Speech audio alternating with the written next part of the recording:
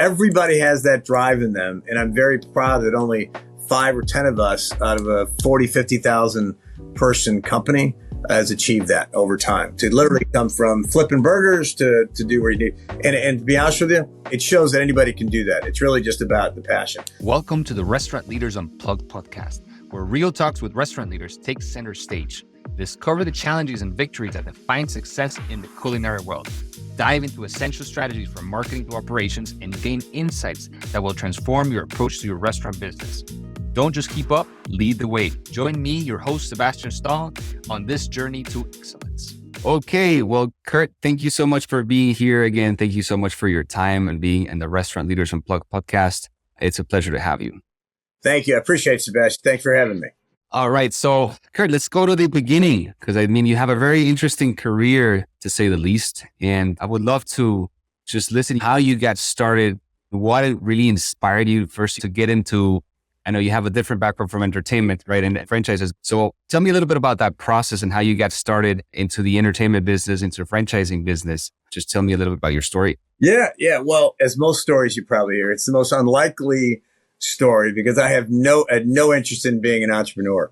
I absolutely loved the boardrooms, and I was with a company called Ryder based in Miami for 30 years. Loved all the turmoil and all the yelling and screaming and all that good stuff. And I literally really enjoyed my career. And I ended up retiring just after 30 years and ran and left to go run a couple other companies. And quite frankly, a neighbor came up in about 2011 and said, hey, my son was at this trampoline park and he thought it was a great thing. And hey, Dad, you should open it. And it was a neighbor that I knew, kind of not very well. At the end of the day, he took me to dinner. He said, hey, Curt, look, we need to do something like this. And I go, number one, I don't know who you are. I don't know your business acumen. And I kind of just poo-pooed it. A year later, he comes back. He says, hey, we really need to do this. I'm running a company out on the East Coast. And I took a couple of days. We went, looked at a facility and decided to give it a shot. And just for family, just kind of a side thing. I was going to stay in corporate world. By 2012 or 13, we ended up getting one open, and we thought we'd have 3 or 4 for the family. And at the end of the day, the minute we opened one, we opened a second one, a third one, 18 more, 20 more, and it just really, really hooked on. So we ended up being a strong brand in that segment. Mm-hmm. Then you were successfully opened over 90 altitude trampoline parks, I understand. And so from all of that journey, in that part of your career, what do you think are your biggest lessons that you took away from all the experience? I mean, you weren't even considering getting entrepreneurship. So what are some of the things that you learned and that you're applying now to Larks Entertainment, the new concept? I think probably the biggest thing, because we do this other consulting with other new franchisor, the thing I tell everybody, and by the way, we ended up having 118 facilities in 8 countries, by the way. Wow. So that was exciting. That's incredible. The two things are picking your right partners for your franchisees, and really, we would really get to know them. We would spend what we call discovery days, and we would spend days with them, making sure that they were a good fit for us, and they were. We just didn't want to let everybody join, and we ended up having a very high success rate and low failure rate because I think, and I think that the formula is the people that you pick really make the difference at the field level, at the store level.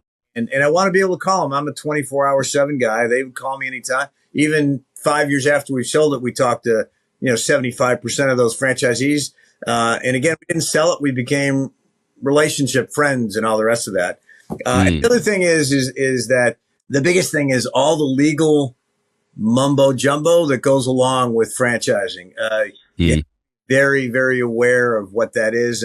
And we talk a lot about that when we get new people involved. Sure. It's super interesting that you say that because, I think that's with a lot of businesses, right? And how to select the right people that you're going to work with. What I found is there needs to be alignment in many things, right? Especially in values, because if not, then there's going to be a discrepancy. So what's your take on that? How did you go about selecting franchisees? I could not agree with you more, Sebastian. One of the things, a couple of months ago you were talking about, and I know you've got children, and I turned 64 here next week. And one of the things, even at 64, is that you ever watch your kids when they get so excited, they get that little lump in their stomach and they get all the excitement, and it's the best view that you can see.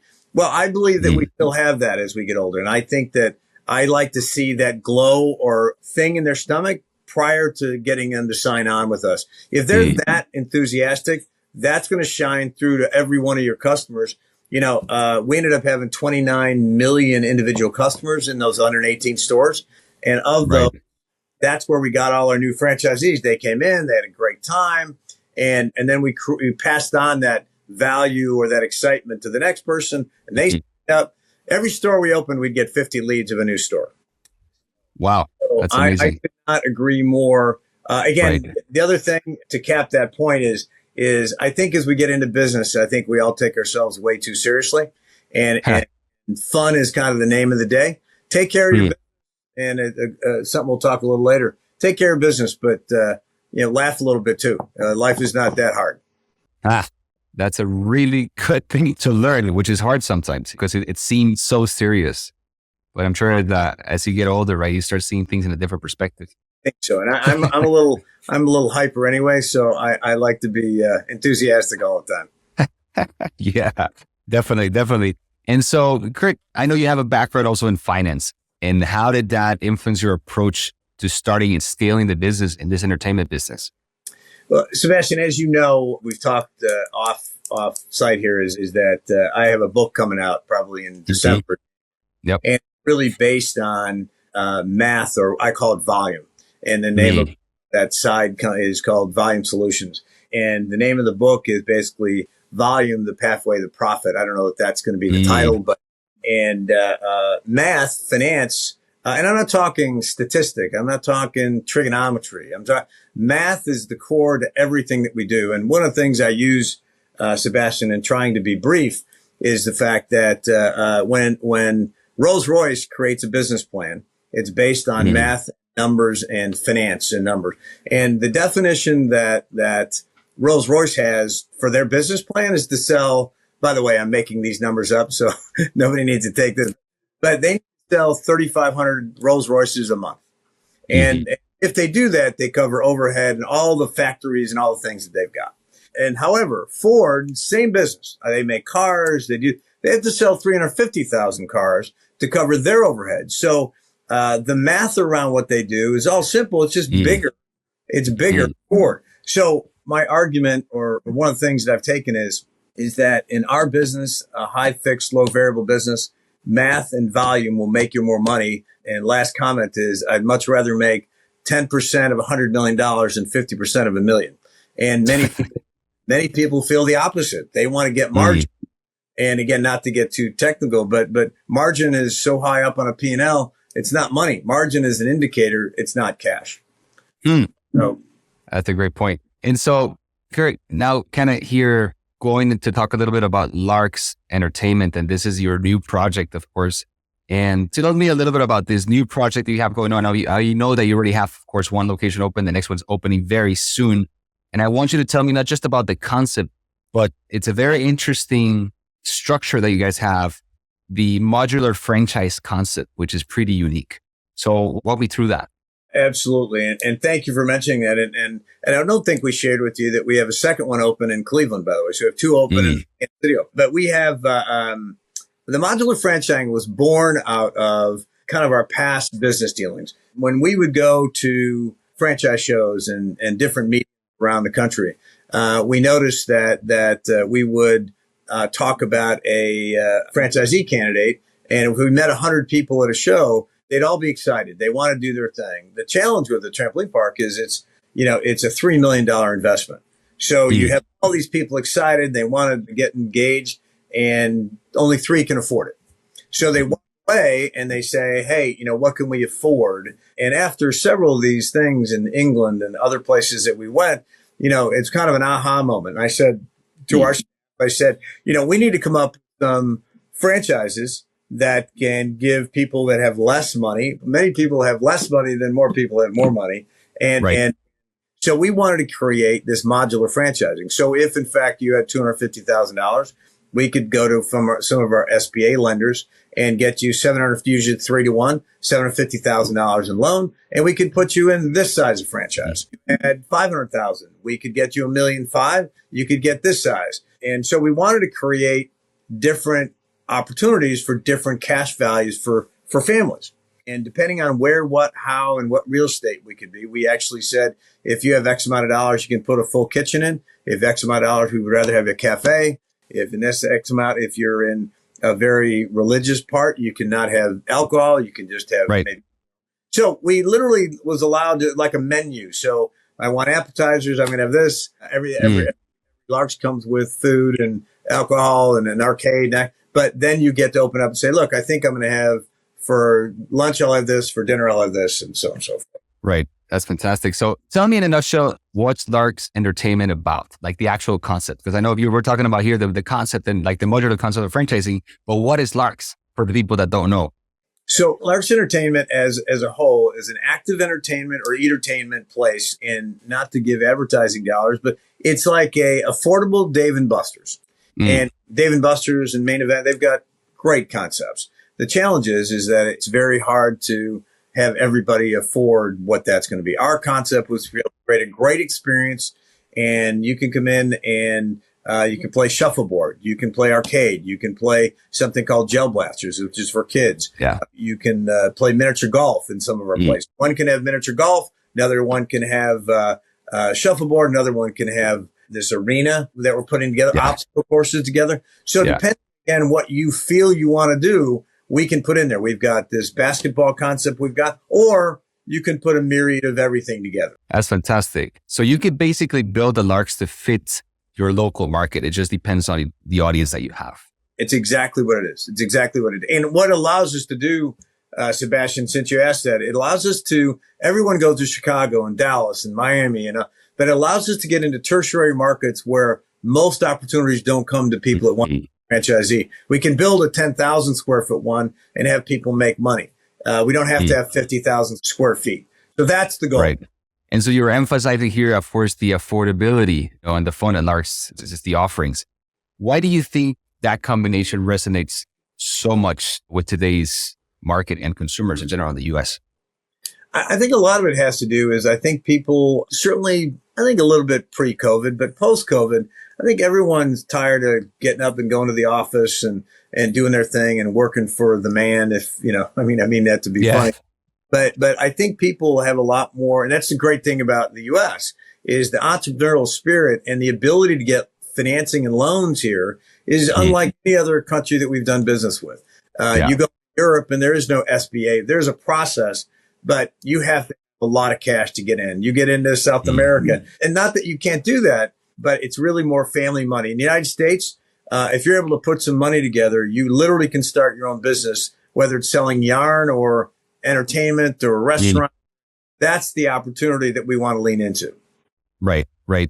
Curt, you've mentioned a couple, of course, games and experiences that Larks offers in terms of attractions. I know there's a couple of very unique ones, like Game of 1,000 Boxes and, of course, Gel Blasters, which is another really cool game. Can you talk to us a little bit about those experiences? I can. And although we're really going to move to work on changing the 1,000 Boxes name because it doesn't really depict what it is. It's really a show on steroids. It's a entertainment venue in some of our facilities. It's a 4-foot screen by 15, and it has hundreds and up to 1,000 different games that you can play. Wow!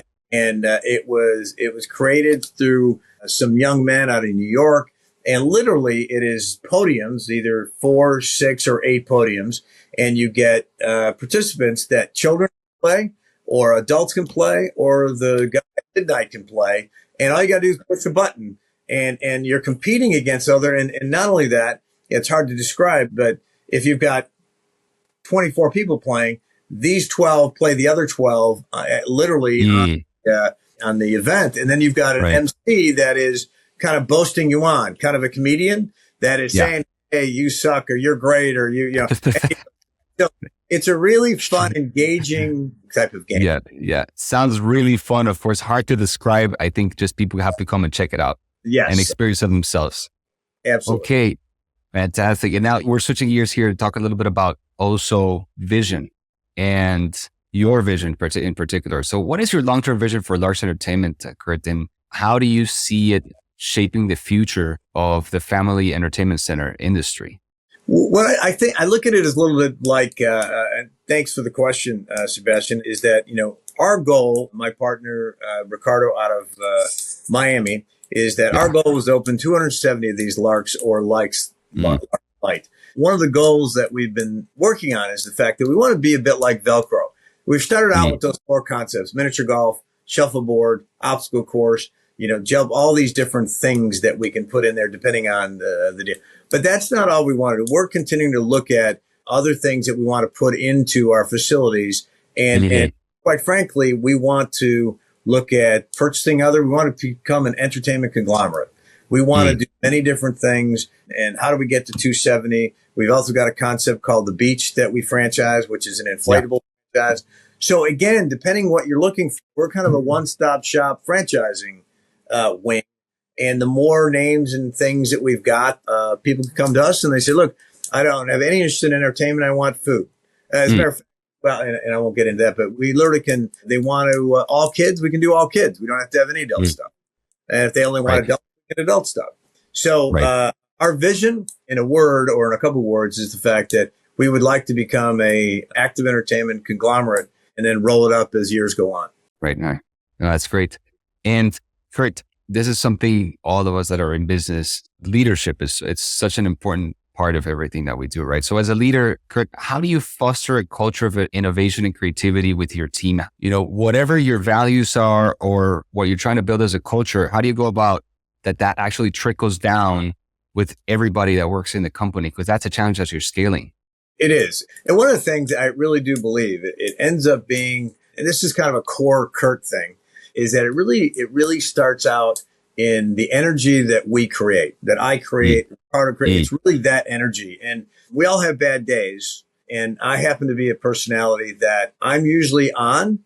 And if I'm ever off, people come to me and say, are you sick? Is there a problem? So on and so forth. I call it, in some of the things that I've written, the Pied Piper deal. I want to be able to speak and have people want to join. Everybody that I meet, I want to be able to them leaving saying that I want to be a part of that organization. I want to be a part of Larks. And there's a guy, if you don't mind me quoting something, there's a guy named Jim Valvano, which is a North Carolina state coach years ago. And I really got a lot out of him over the years. As a young executive at Ryder, I was able to watch or listen to him. And it was so motivating about every minute of every day is a sales call. Every person from the mechanic to the person that you talk to. When I was at Ryder for all those years, I ran different facilities, and every day I'd walk in and I'd say hello to the mechanic and to the janitor and to all these things. And I want to know about their families. And as corny as that sounds, I generally talk to every employee every day.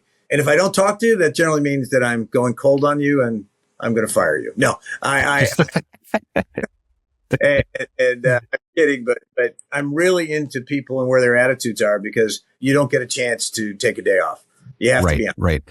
No, 100%. I mean, at the end of the day, Curt, we're in the hospitality business, right? And it's all about people. Sebastian, you have so much experience in the food industry, which we're learning a lot from as well, is that when we would even be at a pizza, we would sell pizza and hot dogs we didn't have kitchens. We just had hot food delivered to us. Right. And my partner and I would literally, for the first 3 or 4 years, we would be there every day, and we would walk around to the clients like white cloth restaurant, like white linen restaurants. We would talk to everybody. And to be honest with you, the people that I would lean into are the people that look crabby, the people that are satisfied. You can always go get a compliment from somebody that's screaming and yelling and all excited, but the people that are crabby are the people you need to talk to, because they're the ones you need to turn to make sure, what are we not doing to make you, and they'll either let you know or yell at you and bring that on. So a little bit of a different view. Yo, definitely. And Curt, of course, with everything that you got going on and you had going on before also as in your career, how have you balanced the demands of running and growing a business and with maintaining a personal life, or a healthy personal life, I would say? Do you think there's an actual balance? Does that even exist? No, I don't. every book you read, there is. And here's my definition of it is that not to be corny, but the person that you pick as a partner, like I've been married 38 years, and without a doubt, the reason I had the ability to work 120 hours a week is because of the support that you have at home. I don't have somebody nagging it. Where are you? I got to get here. She understood and was big partner of Altitude, and I met my wife at Ryder and all these kind of things. And that partnership has allowed me to have the time. And then it's easy because then it's incumbent upon me. I never missed a ball game. I'd fly in, I'd fly out at 8 o'clock in the morning or 6 o'clock in the morning. I coached all my kids' sports. The overwhelmed thing, I can't have enough to do. I was kidding earlier, but I get bored very quickly. And I think treating people properly around you, they automatically want to help you lift. And I think that's not only my wife, but the rest of my family. And the answer is I'm probably really bad at the balance. But I tell you, every Saturday night, no matter what I've done, my wife and I try to go to a movie, and that's gone on for 35 years. So right. We really enjoy and laugh and kid around, and I look forward to going home every night. So right, that's good advice. That's good. So I know you had a just very impressive career, Curt. But what would you say that has been the most fulfilling moment so far in all your career? I would tell you there's really been three things. Number one, growing up in Chicago and starting at Ryder in 1982, I was literally the lowest of the low pond scum employee at Ryder. I started out as a rental counter guy that if you went to Avis to rent a car, I was that guy at rental at Ryder. And I went all the way up to become an officer of the company and ran U.S. and Europe and did some different things. And everybody has that drive in them. And I'm very proud that only 5 or 10 of us out of a 40, 50,000 person company has achieved that over time. To literally come from flipping burgers to do what you need. And to be honest with you, it shows that anybody can do that. It's really just about the passion. Second thing is the fact that a real instrumental thing was years as I was traveling around, I ended up going back to Chicago, and I had a boss, and he was the first. I thought I was, when we're young, we think we're great at everything, and I tell everybody when I was 25, I was great at everything. At 64, I'm good at maybe 3 things, and we tend to get a little bit more humble. But at 25, I was 36 or something back in Chicago, and this boss of mine, we broke all the rules and records and all this stuff. And this guy came to me. I went through my appraisal, and the guy goes, "Hey," I'm waiting for him to literally have horns go off and what a great guy I am. And he comes in and he goes, "Hey, you did a great job. Congratulations." That was the only accolades I got. He goes, "But let me tell you, you're horrible at communicating." And I'm like, wait a minute. You're supposed to think I'm great. And I'm supposed to have people walk in with flowers and it was the best. It was the best advice. The stuff that he did for me, one kind of punched me in the nose, allowed me to really advance my career. And then lastly, Sebastian, is when we opened Altitude, we ended up getting the entrepreneur or the entrepreneur of the year award for Dallas Fort Worth. And had to go through this whole process. And again, never did I think I'd be an entrepreneur to be voted I think it was called the most up and coming new business in all. There was thousands of people that were entered into it. And my partner and I ended up going through all these panels and all these things. And this flag and all these different things are still hanging at one of our facilities. That was a good thing. That's fantastic. It really is, Curt. It really is. And when you're talking about that humbling experience, right, when your boss was telling you how it is, I mean, it's tough at the end of the day, right? I went through an experience myself also starting out, but I was running a restaurant and I thought I was doing great. And then at that time, it was my partner also in a way a boss. Like, he just put me in front of all the servers and he's like, "How is this guy doing his job?" And everybody pitched in and was just telling me how it is. And I was like, "Oh my God, this is the worst thing." Yeah. The ego was reduced very fast. But I'll tell you now, it's the best thing that's happened to me because it allowed me to see the truth. And if I'm not able to see the truth, then I can't make progress and I can't change. I agree 100%. And some of it's mature. I think I was I was immature for a lot of years. And again, I went back grad school at 32 Yeah. and I was a horrible student. I mean, I am the epitome of a C student, D student my whole life. When I went to grad school, I ended up only getting one B. I was finally mature enough to go to school, but I was in my 30s. So, you learn a lot as you get older. 100%, 100%. You just could become more humble and more grounded. That's how I see it. Absolutely. Absolutely.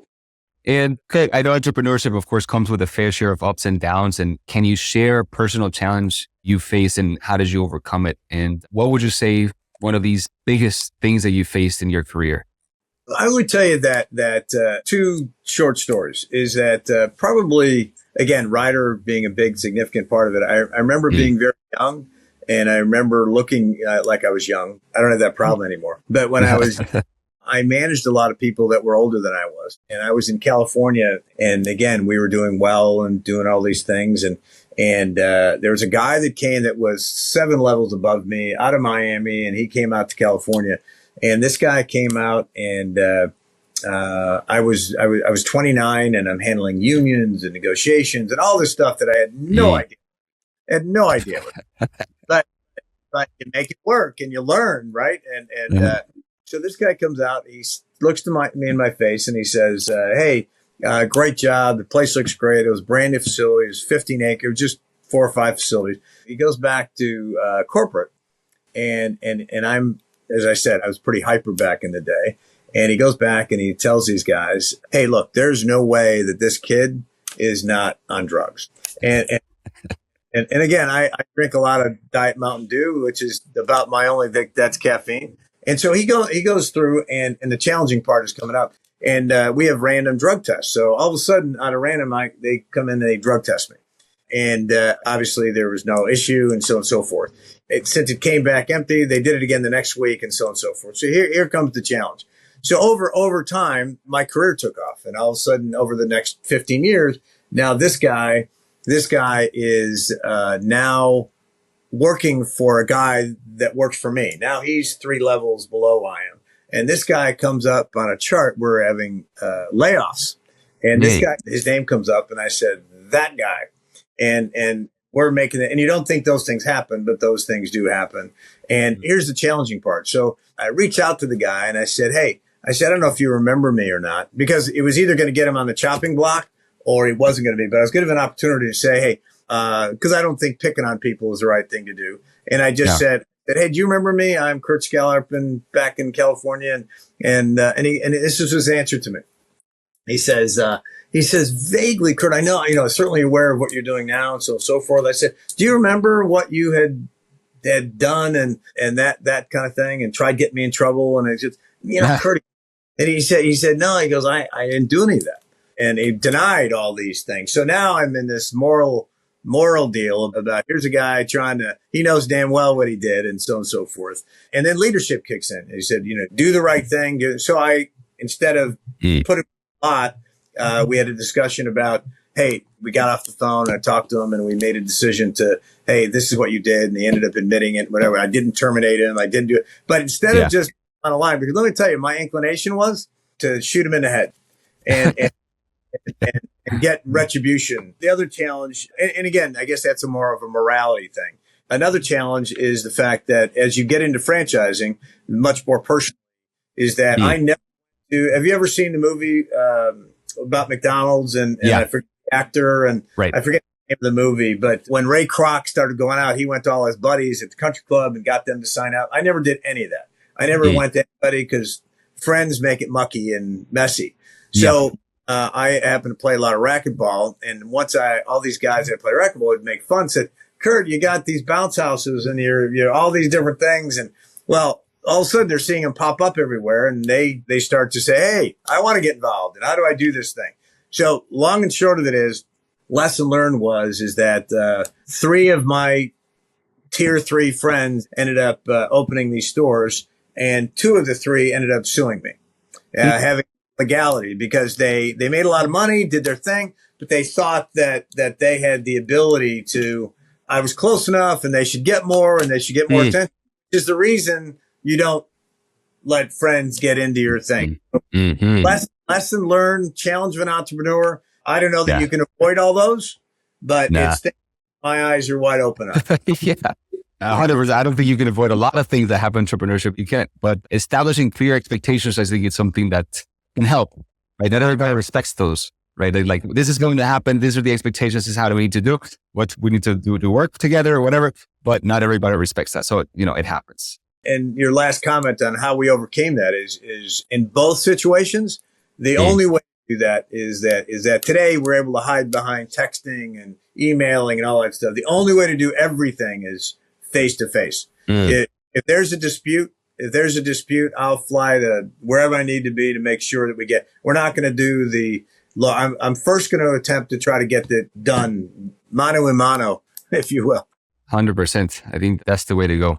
Curt, so tell me, of course, you're wearing the CEO hat a lot. And what is a typical day? What does it look like for you? And what keeps you grounded outside of work?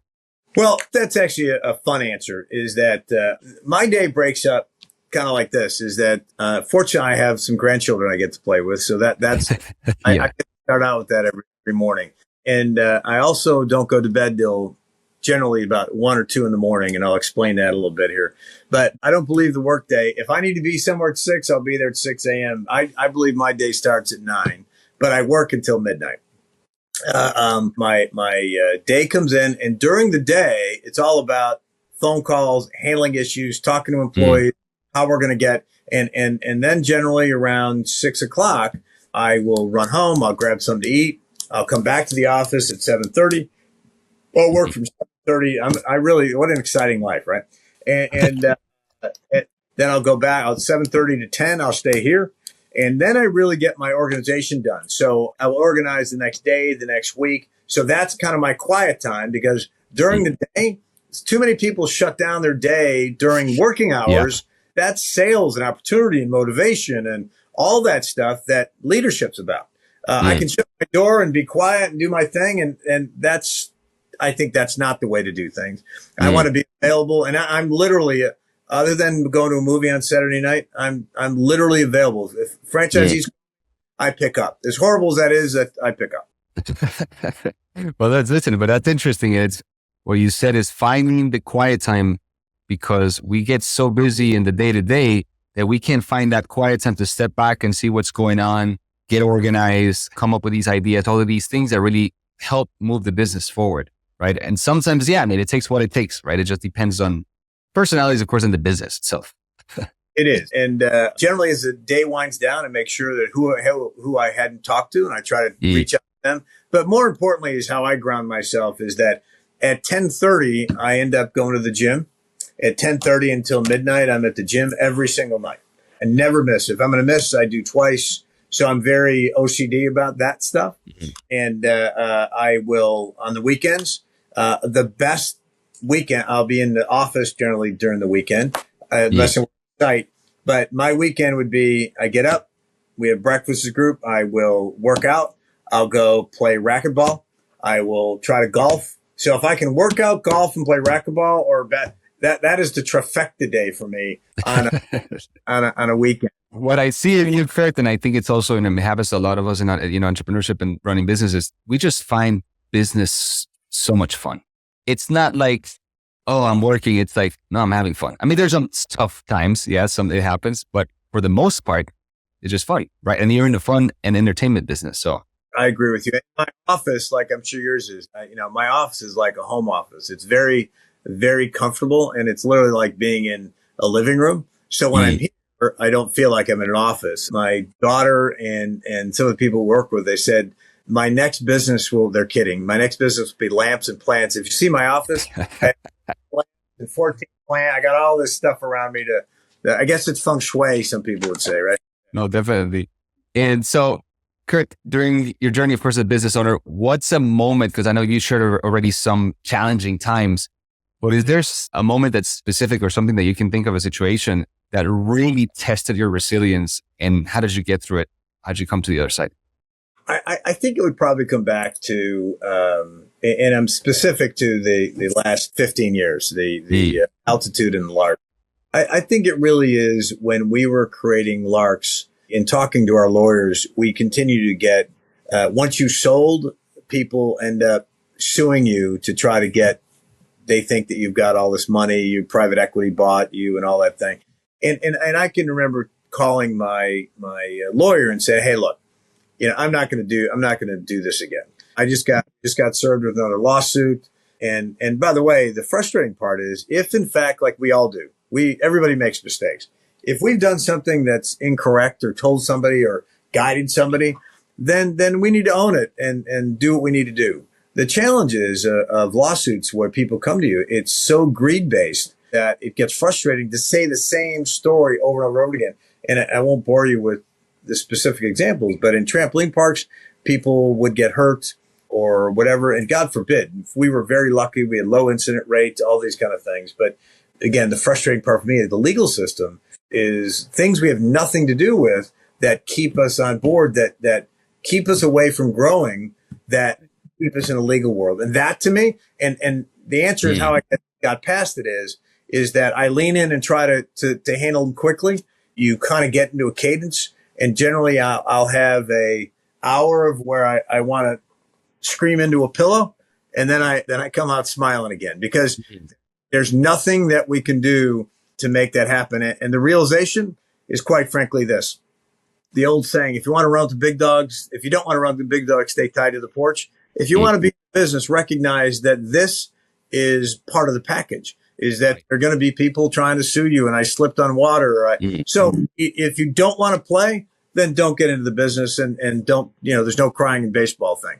Right. 100%. Yeah. You just got to be willing to accept whatever comes, because that's just the way it is. Yeah. I mean, the whole feeling sorry for yourself thing doesn't work anymore. I've way too many people leaning into that. And literally, I say that when somebody complains to me about their job, I'm like, well, change it. Somebody talks about they don't like their spouse, change it. Don't complain about it, fix it. Right. Do something about it. Yeah, I believe in that. Yeah, for sure. Hey, Curt, you emphasize in this business low debt and high profit margins, but in a world where business can rely heavily on borrowing, how do you maintain this discipline, and what advice would you give entrepreneurs about managing finances? That's actually a great question, because to be honest with you, everything that we do relates more to growth, volume, and balance sheet. If there were three things that I would tell somebody, and then there's probably those buckets, Sebastian, there's 190 things under the growth bucket. There's 190 things under the volume bucket, and there's 100 things under the balance sheet. I think the word that you use there is best, is that it's too easy today to go borrow money to create a new thing and then put your business in jeopardy. In your business, which I know limited about the restaurants and all the things that you've done, is that, hey, you know what? The old stove isn't working, and the oven and all these things, and let's go buy more pizza. Let's go add 50,000 more to the kitchen. Well, that's great. And I'll just go to the bank. I'll use a line of credit. I'll do any of these things. Well, the challenge is, if you're not paying cash and you're buying it for 50 grand, you're paying 70 grand for the same product. So why don't we wait? Let's fix it until we can pay cash, so I'm not paying overtime or paying down my line and whatever, which, fast forward, if in fact you sell your business, private equity, whether it's an institutional purchase or any of the above, is that when they look at it, the first thing they look at is AR, debt, what's the line of credit? Where are you? Whatever. If you have a strong and healthy AP, accounts payable, AR, and a healthy cash flow balance sheet, it's okay to have debt. Just have your percents, your debt to equity ratios make sense. The problem is, it's just today, as you probably read in the newspaper, is that it's just so easy to get cash that people get themselves in trouble. Like, I read a article about something went from 50 trillion or billion to X trillion dollars in credit card debt in the United States, which, that wasn't like that back in the, and I don't know. Yeah, I just don't subscribe to that. Now, sometimes credit cards and lines of credit are made for disasters. Yeah. And they should be zero balance. I'm kidding. They should be as low as you can for a ceiling falls in. Because as good as we are, and excuse the expression, but the old bumper sticker, shit happens. Right. And as good as we are, we can't predict it. A car goes through our, whatever the case might be, an insurance deductible. Right. So my deal is let's look at every option before we go more into debt. And when we do go into debt, just be all in for it, to understand that, hey, my plan is to pay that down, because the minute you start a business, you need to understand when you want to sell the business. And if you continue to raise debt, if your business would sell for 10 million and you've got 4 million in debt, you're not making 10 million, you're making 6 million net the debt. Right. No, 100%. That's good advice, Curt. And someone who's not just building a business, but also writing a book. I know you're doing that. What's one idea or belief that you hold strongly, but others in your industry might disagree with? The one idea, and again, I know that I talk a lot, but the one deal is volume. And I used it earlier in the discussion, is that I would much rather charge $19.99 and get 3,000 customers in than I would be to charge $50.99 and get 100 customers in. And I use this example, Sebastian, is that 20%, everyone loves shopping at Nordstrom's. A great place, great service, all the above, except things are 5, 10, 20 times higher than, but you get I bought it at Nord's like buying Starbucks coffee. Right. Coffee doesn't cost $9 a cup, but I don't drink. But Nordstrom, and there's a certain person, and if you can afford it, great, have at it. There's also a lot of people that shop at Dillard's, which is a kind of a second tier type of show. And that's great. Every single person goes into a Walmart.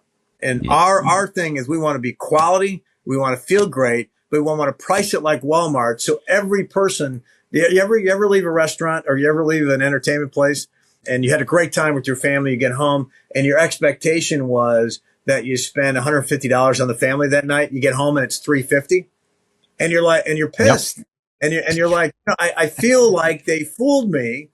And we're the guys that don't want to fool you. We want a lot of volume in our pricing schedule. So come in, and not only will they come in once a month, but they'll come in 2 or 3 times. Right. No, that's 100% right, Curt. I think it's especially in entertainment business or restaurant business.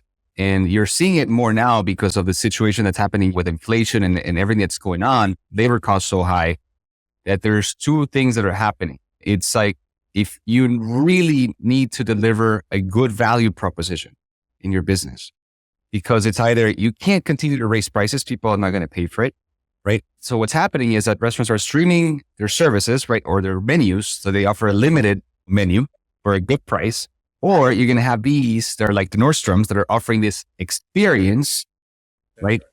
And people will still go to that.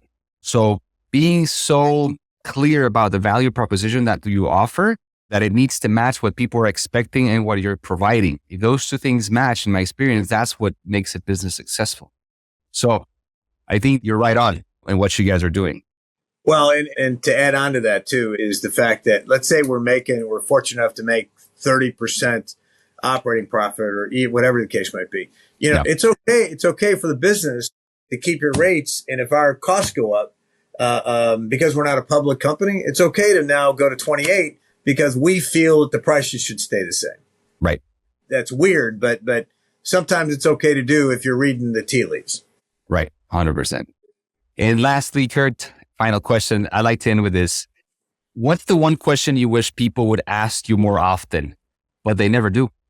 And how would you answer it? I think that the question that many people ask me, I'm going to answer it both ways. They ask me is that, where do you get all of your energy? And I laugh and I say Diet Mountain. And the real question is, rarely do people ask me about the leadership portion of what I do. I think that I do a lot of seminars and speaking engagements and different things. And I talk a lot about it, but I think that what we do has to come naturally. And me being around a big crowd, I like to be, there can't be more people around me. Like if there's 10, I want 100. If there's 100, I want 1,000. And I want all of them to ask very, very hard questions, quantum physics stuff, which by the way, wouldn't have an answer, but because what I enjoy is not having an answer for something they might ask me, because it drives me to calling them back again. And I love to be put in a position where I'm getting deluged by odd questions. And even more, I love because I believe when you're speaking, I believe that you're an entertainer, not a speaker.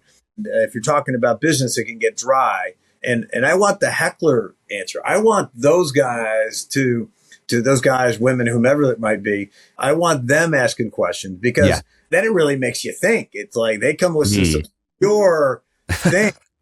And then it's not just, hey, why did you become successful? It's not that boring stuff. It's really wild that I can either say I have no idea or it really gets the juices flowing. So I like challenges. I like obscurity and I don't know that all answers your questions, Sebastian, but it does. I mean, you can give me an example. What's one of the toughest questions that somebody's asked you? What's one of the toughest questions? That's a tough question. I'm sure we get a lot of them if you have all these speaking engagements, for sure. Yeah. I think that it's funny because I when you ask that, I think it would be an answer question. And because of your earlier questions, I enjoy financial questions. I think probably with me, the thing that I lack the most on, it's probably the thing that you're the best at, is that marketing. Is that, I know that's an odd answer, but I believe in marketing to my core, 100%. But my mind doesn't think marketing. Somebody asks me in a big group, I literally be like, Sebastian, can you help me out? Because I'll talk about it all day long, but I don't know I feel like that's an inadequacy in my part, is that give me tons of it, because there's a lot of people that are like, you'll market yourself. It'll just be word of mouth. I don't believe in it. I think that you got to know what you don't know. Yeah. I think that's why you're a good leader, because you know to recognize that what we don't know, we just find somebody else that's good at it. Right. That's all. That's right. And I'll tell you, I know what I like though. When I see it, like generally somebody will come across and I'm like, I love that. I don't need to get into the detail, but I'll know that I really like. You're on the right path. That's great. That's great, Curt.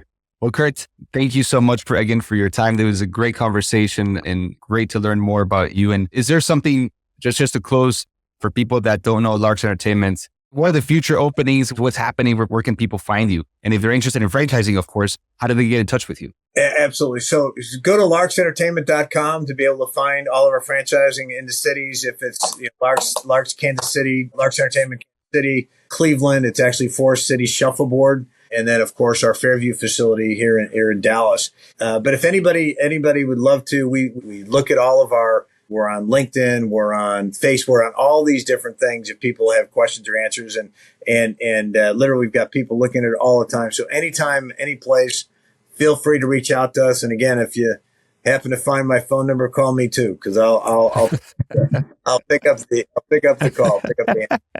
I won't make it public, but I'll hold you to that. Thanks, Curt. Well, thank you so much again. Thanks so much for your time. Talk soon. Thank you so much, Curt.